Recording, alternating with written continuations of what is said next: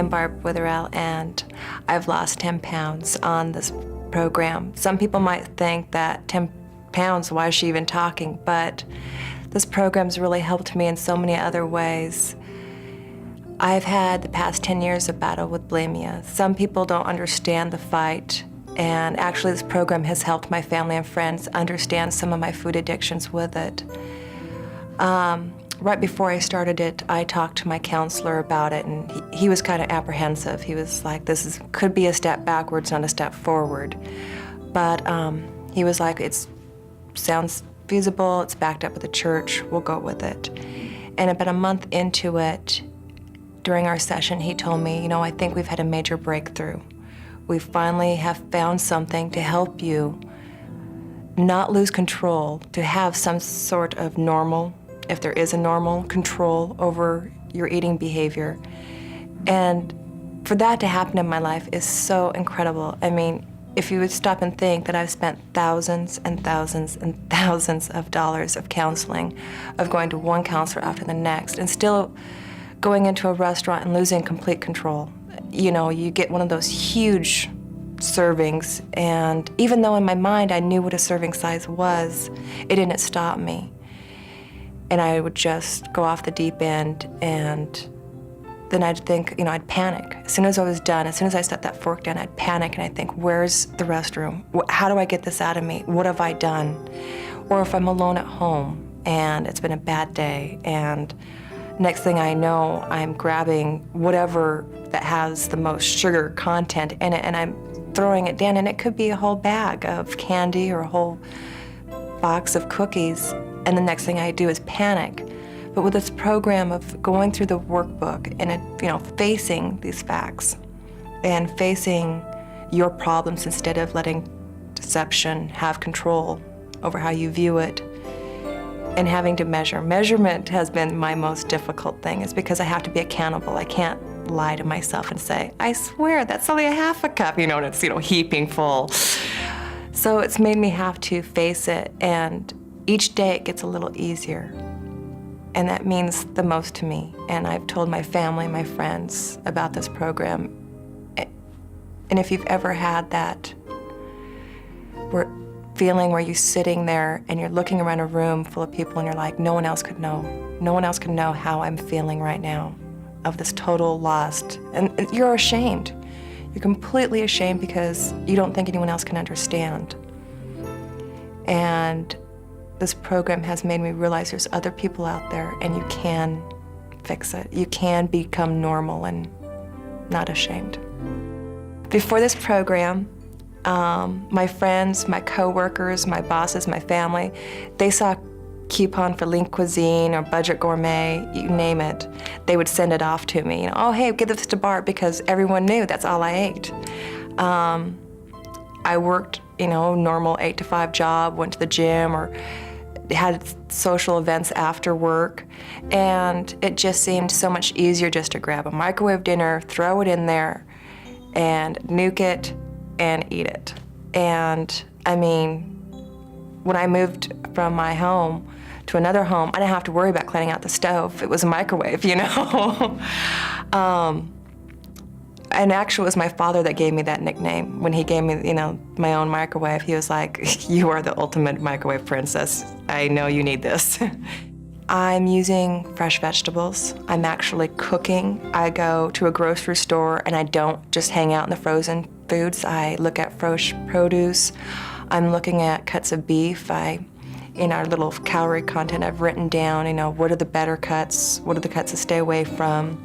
If I'm unsure about a cut, I'll actually ask the butcher, is this a lean cut? Is this good? Is this bad? And you'll actually see food.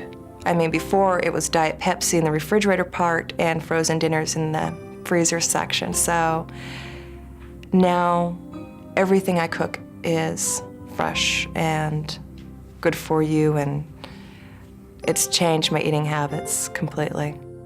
Prism has changed my life in so many areas. For one, it's brought me and my boyfriend and my family together because some of them don't have the eating addictions, and before they never understood. It's like willpower. Why can't you just stay on it? And now with them reading the literature and the workbooks and listening to the things I bring home from the meetings and the discussions, they understand more, and it's brought us together.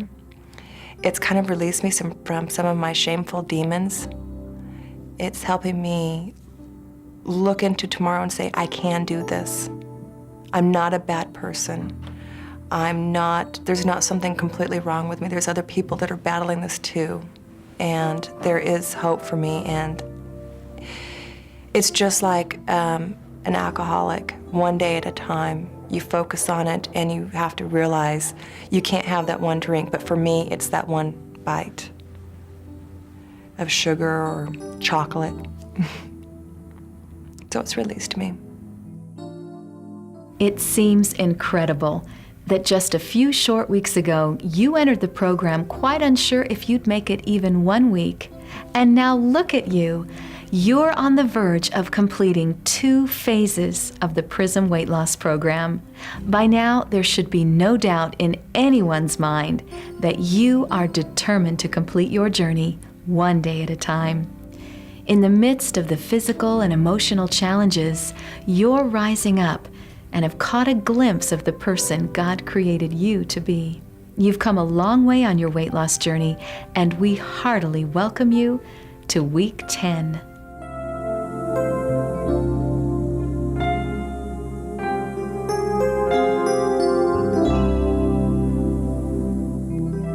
The time has come to honestly evaluate how you're doing with the true you.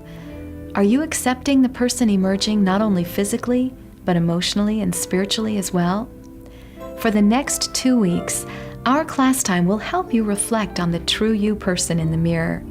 We will seek to answer several pressing questions. When you look at your true you mirror each day, do you really believe that you'll reflect that image at the end of your journey?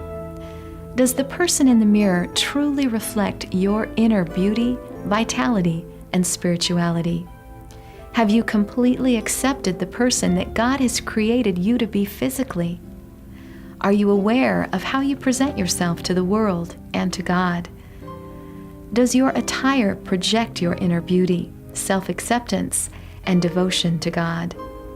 To help you answer these questions, Tony has invited a very special guest, Carla Mathis, to be with us for the next 2 weeks. In every field, a handful of people stand out as true leaders. Their contributions affect all who come after them. Refreshingly innovative, Carla Mathis is such a leader. Founder and president of Color Style Incorporated, an image consulting firm, Carla was the first to bring to light the unique design pattern in each individual. She identified this pattern as the instinct directing one's clothing and interior design choices. Though others have understood the importance of color on the individual, Carla was the first to demonstrate the relationship of color resonance to an individual's design pattern. Her inspiring work with thousands of clients over the past 25 years has confirmed her theory that we each possess a unique pattern of line, shape, space, proportion, color, and texture. By weaving this design together with the rhythm, color, and sound of our physical expression and the intensity of our presence, we can discover our very own frame of reference for design, a style that truly touches the core of our being and awakens our innate creativity. The tremendous interest in Carla's theories led her to establish the Color Style Institute. This nationally recognized program marries image consulting with art, psychology, music, and sociology. Sought after speaker, teacher, seminar leader, and corporate consultant, Carla inspires men and women worldwide as she guides them to celebrate and accept themselves as special works of art. I'm delighted to introduce you to a beautiful Christian woman, mentor, and a person I am honored to call my friend. Please welcome my very special guest, Carla Mathis. Hi, I'm Carla. Thank you for being here. How many of you, if you had the chance, would change something about the way you're made? Now, let's just think about this. imagine a piece of paper and you just think of your body and then write down the areas that you would like to change and the areas that you really like. Or you can think of dots, so you can put green dots on the areas that you think are terrific or okay, and red dots on the things that you'd like to change. Does anybody have anything that you'd like to change? Right? Red dots? Yeah, I said red dots on your pictures. Okay. Now, let's think of those red dots.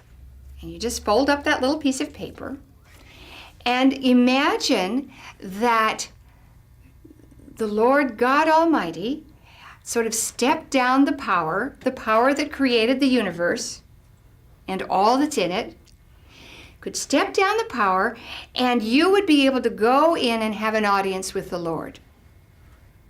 How many of you would unfold your paper, sort of open it up, and stand in front of the Lord and say, pardon me, God, could you tell me why you made me this way, or could you change these areas to another? How many of you would do that? Isn't that unbelievable to think that we would go in front of God Almighty and say, I'm sorry, God, you didn't do it right with me. You might have done it okay with everybody else, but you didn't do it right with me. Not possible. The point is that it's not that something's wrong with our body. It just may be that we don't understand God's point of view. We're comparing with somebody else. Or we've listened to messages that we've been told. Oh, honey, it's too bad you have thighs like Aunt Velma. What does that say to a child? That she's not okay. Rather, wouldn't it be wonderful as a child to hear, oh, sweetheart, your hair is so fine and delicate like angel hair. Aren't you lucky? Or, oh, sweetie, the strength of your nose. My, you just can come into a room and look fabulous. How would that little child feel? Rather than, man, you've got a big nose. Too bad. It's the words that we hear, the words that we tell ourselves. I've got frog fuzz hair as opposed to angel hair, gossamer hair. I have curves and I'm luscious as opposed to, man, you really packing it on there. See, we speak to ourselves in these denigrating ways. And our souls and our little hearts hear it and we say, oh, no, I'm not okay. When the reality is, oh, yes, you are okay. You are beautiful. You are this precious being. And I always think that God is crying in heaven when he hears us whine and complain about our bodies. Just how sad that we don't understand. I was very lucky. I was born into a farming family with loving parents and grandparents that were really emotionally healthy. I mean, I was really lucky. And I was born a special child. I had a malformation of my hands and feet. I didn't have any clefts in my fingers, and one little foot was bent up, and there was no way I would ever be able to walk or probably even have a foot, and had to have many years of surgery, but that's another story. The story that's beautiful is that my parents had an attitude that, golly, every child is a special gift from God, and ours is special on the outside. Aren't we lucky? So because children get their sense of being from what's reflected back in the faces of their caregivers or parents, I thought, wow, I'm really lucky to have hands and feet that are different and are special. Wow. So that was never an issue for me because of the attitude of my parents. But when I went to high school, and I hadn't developed my womanliness yet, which I didn't until I was in my 40s, I thought that there was something wrong with me. I was not okay because I did not look like the other girls in gym class. So what was the truth and what was perception? The truth was I was fine. Whether I had different hands than anyone else or hadn't developed yet as in my body like the other girls had. But when I was in gym class, that's when I felt that I wasn't okay. It was a perception. It wasn't the truth. So if you think you're not okay on some level, any level, that's the perception and not the truth. The truth is you are special. You have your own gift of beauty. And it's just learning how to see it. So that's what one of the goals is today, is to learn how to see God's truth in the beauty of your body. You not only have the outside body, but you have the inside heart and the soul, and the two go together and make up you. See, you could have a twin sister, identical twin. Do you have a twin sister? Right. Is she identical? Right. But are you the same inside and out? No. Do you choose different things when you choose jewelry and clothes and things? A little bit? A little bit. Yeah, because you're different than she is. So if there were quadruplets, if there were triplets, you're not all the same. You're each a special, different gift from the Lord. So how do we see that different gift from the Lord?